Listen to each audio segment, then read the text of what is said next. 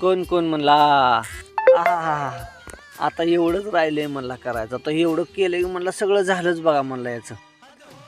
आता कोण कोण म्हणत होता आता मकवानच लागलाय करायला. नाही म्हणलं आता सगळं झालंय करून.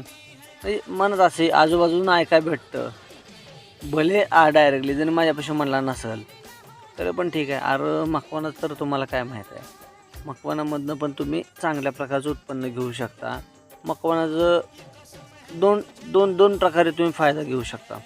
एक तुम्ही वैरणीतनं आणि तुमचं जे काय मका आहे, जे काय तुमचं पिकासाठी धरणारी मका आहे त्यातनं पण तुमचा फायदा होऊ शकतो. आणि सगळ्यात महत्त्वाचं हे 4 महिन्यात येणारे पीक आहे.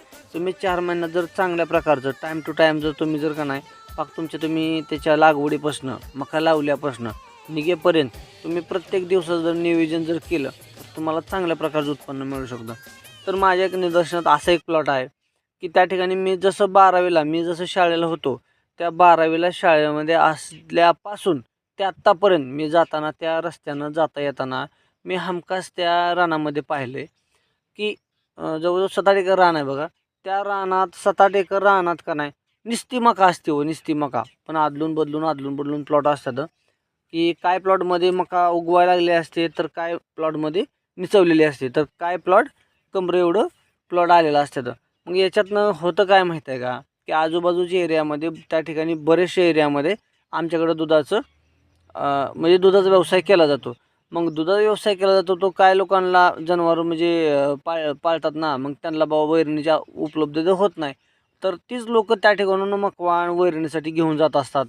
काय लोकं प्लॉटच्या प्लॉट आपूट 2-2 एकर 1-1 एकर असं प्लॉट गुत्तच घेतात.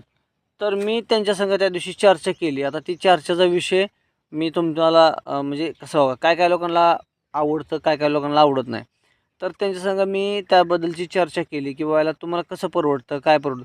अहो म्हणले तुम्हाला 4 महिन्यामध्ये उत्पन्न देणारी ही मकाचा विषय आहे. तुम्हाला का बरं परवडत नाही? तुम्ही मका करायलाच हवे. त्यांनी मला पूर्णपणे सांगितलं की लावल्यापासून बाबा याला फवारण्या किती आहे, त्या आळीसाठी कुठलं काय फवारावं लागतं, ह्याला बेसल डोस काय करावं लागतं या. बरं बाबा तुम्हाला यासाठी घ्यायची काळजी काय घ्यावं लागते. तर पूर्णपणे त्यांनी माहिती सांगितली. मला एवढं भारी वाटलं ना की बस बोलायचंच काम नाही. तर पूर्णपणे तुम्हाला सांगतो अजून आपण याच्यामध्ये मकाचाच प्लॉट घेणार आहे. भले जरी समजा लोकं म्हणली का नाही आता एवढंच राहिले या, हाय बाबा म्हणायचं ठीक आहे माझं एवढंच राहिले या, मी एवढंच करतो या. तर काय अडचण नाही. आपल्या मनाला भावल आपल्या मनाला पटल ते अवश्य करा.